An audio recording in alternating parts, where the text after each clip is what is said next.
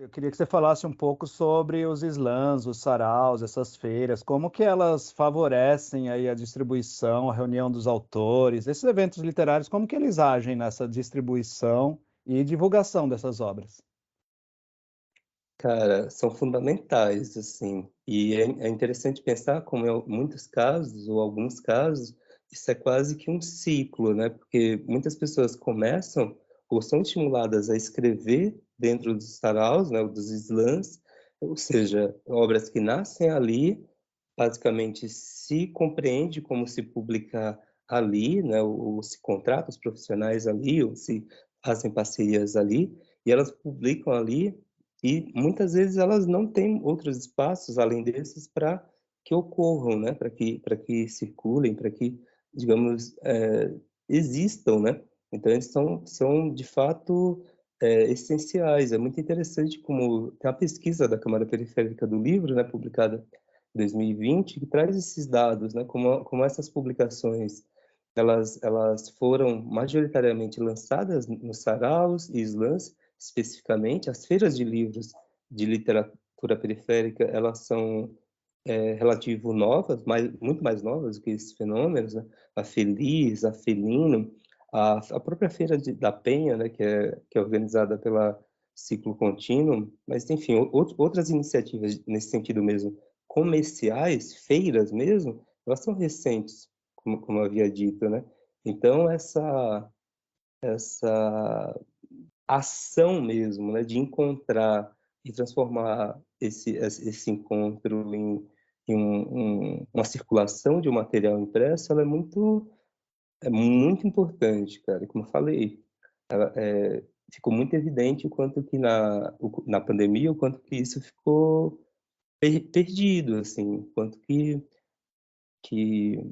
não algumas coisas funcionaram, né, assim, muito mais para os slams, por exemplo, que para os saraus, eh, mas a leitura, a própria leitura impressa, assim, ela sofreu muito.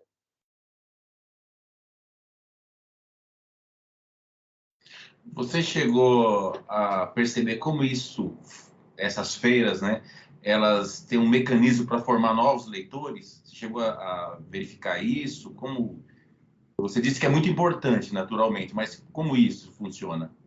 As feiras em si, elas são organizadas por coletivos que, em geral, já realizam os saraus, por exemplo, da Feliz, que é a maior feira literária periférica que existe aqui em São Paulo, né, acontece ali na Praça do Campo Limpo, e ocupa toda uma praça, né, no extremo de São Paulo, com barracas de livros, de várias tendas, né, de livros, e com várias ações artísticas, musicais e tal, e acontece essa ocupação mesmo, assim, um espaço público, onde você não costuma ver esse tipo de organização em grandes feiras, organização no sentido espacial mesmo, né, geográfico, assim, de como se constitui, assim como outros exemplos de feiras que ocorrem aqui, feiras organizadas por esses saraus, né.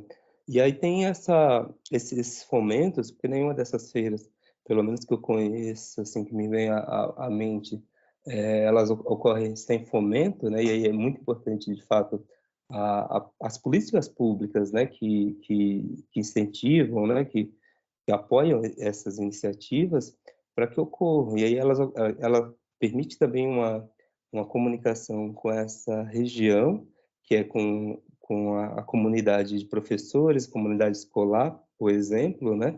Alguns casos a Feliz já teve bolsas, né, tickets, né, para conseguir distribuir tickets para que os professores adquirissem os livros desses autores, conseguem também ter alguma contrapartida para alguns desses editores, né, contrapartida simples, mas que no caso, pelo menos você não paga, como ocorre em boa parte dessas feiras independentes, né, como ocorre, por exemplo, em algumas feiras aqui no centro da cidade. Passando agora, Nivaldo, para o produto, né? Como as produções independentes são denominadas? E como você classifica a sua obra em si? E mais uma, assim, como as denominações atuam sobre as obras e sobre o mercado? Essas denominações. Cara, a minha obra, ela já teve vários nomes, assim, nem sempre eu entendi. Eu entendi o que eu faço como eu entendo agora, né? E eu entendo que hoje essa característica, assim, esse reconhecimento e atuação periférico, né? Assim, uma produção independente periférica, seja o que mais elabore, a elaboração que mais abrace o meu fazer, né? Que não é apenas independente, porque parte de um contexto específico, de uma geografia, de condições. Então, eu denomino o meu trabalho como uma atuação independente, né? Sou um artista independente de periferia. Essa é a minha leitura, assim, para o que eu faço. E essas denominações, elas acabam entrando mesmo em nichos, né? Que há demanda, mas também há restrições para esse acesso, para esse consumo. Então, tem espaços que você acessa exato por ser, por se colocar dessa maneira, e outros que não. Então, acho que é bem. Não sei o quanto que é marcado, assim, porque às vezes você acha que o espaço vai receptivo, não é, e vice-versa, mas acho que é importante você fazer essa leitura mesmo. Complementando, existe uma distinção entre marginais e periféricas, não? Para mim não, né? Não fui eu quem elaborei, mas eu entendo, e quando eu falo isso, né, tem que é essa de periférico ser específico do território, né? Ou pelo menos de condições de condições concretas, materiais para essa produção, né? É isso que eu entendo como periferia.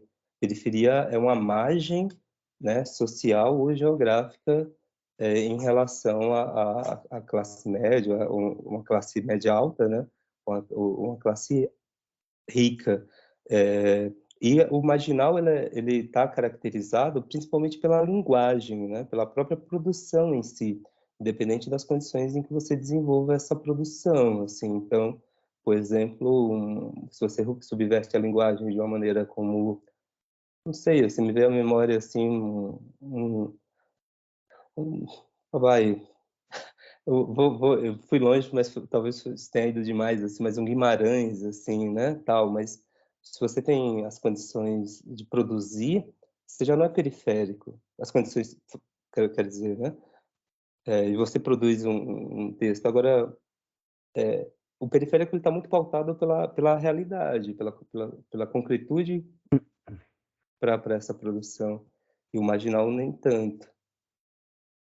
É mais pela obra. Nivaldo, sim, desculpa interromper. Quando a gente vai para essas denominações, a gente tem um campo aí para discussão muito amplo, né? Porque a gente pode partir da questão estética e também da questão socioeconômica, como você falou. Então, pensando nesse sentido, né, de que modo a procura dessa literatura está relacionada com a condição socioeconômica do autor e do próprio leitor? Cara, eu acho que tem muito isso, assim, às vezes eu fico pensando se tirar isso meio que sobra, de maneira geral, assim, eu tô falando, compartilhando porque de fato é sempre mesmo uma inquietação, uma preocupação mesmo. Eu acho que tem muito essa identificação quando se trabalha nesses territórios, assim, é um elemento que eu recorro, inclusive, a ele, né, para essa empatia, assim, pelo igual, mas quando eu circulo por espaços que não são esses, né, de precarização da vida, eu entendo também que há, em alguns contextos, essa romantização, né, assim, esse o quanto que é que essa é uma discussão de fato muito muito muito grande, mas eu acho que é a grosso modo por aí mesmo, de Então, só complementando. às vezes a obra é como eu falei, uma das questões é isso, o quanto que as obras elas caminham por si só. Isso que eu falei como algo da potência dessas publicações, a potência desse circuito, né? Por os autores estarem engajados, por eles defenderem suas publicações, muitas vezes me inquieta isso, assim, se não existisse, se o autor não puder, né, fisicamente, enfim, né? É muito e aí volto para isso assim ah, do que evapora, né, do que acaba, do perecível, né? Então, pensando nisso, nessa mesma linha, você pensa então que a condição socioeconômica do autor e essa relação da literatura marginal periférica com o público leitor gera então uma identificação? Seria mais ou menos isso? Eu acho que gera, eu acho que e também gera uma espécie de, não sei se voyeurismo, assim, mas como boa parte dessas produções se pautam por narrativas de relatos, né, assim, por narrativas, eu estou falando assim e não estou generalizando, né, não acho que seja, eu acho que cada vez mais se publica a literatura periférica, ela é mais complexa, ela é mais ampla, é mais psicológica, ela traz outros elementos que não são os que, digamos, essas primeiras fases são. Mas ainda assim existe de fato quase que uma encomenda para que seja apenas assim, me venda a sua versão da Carolina Maria de Jesus, sabe? Me venda a sua miséria. Assim, o famoso livro que você espremer sai sangue, assim, nessa brincadeira, quer dizer, enfim, essa questão. Agora eu acho como eu falei, livros que não obras que não se sustentam sozinhas, assim, entram num, não sustentam seu autor, né? Precisam da biografia do autor para Sim. que exista. Você precisa ler junto, assim, ler o relacionar imediato, assim, né? Porque não é pela confusão de uma com a outra, né? Mas é de fato siameses. Também é uma discussão bem ampla que daria para a gente ficar mais umas 2 horas aqui, né? Falando só sobre isso, porque, pelo que você falou, existe, então, por parte do público leitor, uma visão de representatividade por conta de o autor ser ali do mesmo nicho, do mesmo meio, né? Tá participando, de certa forma, de uma vida que ele também tem. E também assim como que fosse uma realidade embalada, assim, né? Sim. Uma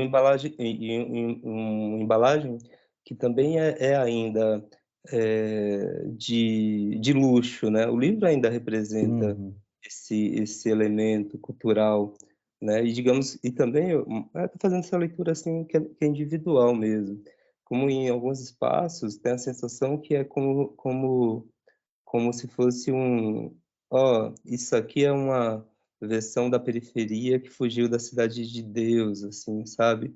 Que Sim. está, digamos, entre o meio termo, entre...